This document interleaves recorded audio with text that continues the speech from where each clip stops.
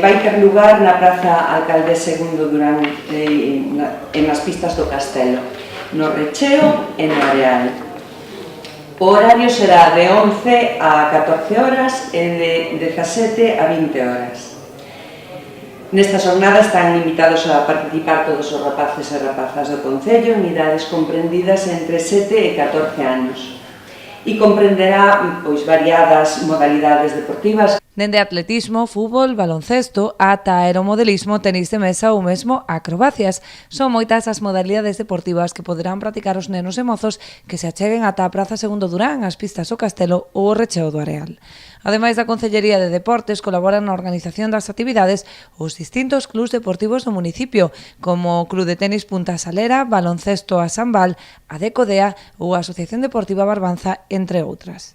O Club de Remo Puebla, que sacará os seus batéis para aqueles rapaces que desexen coñecer o deporte do remo.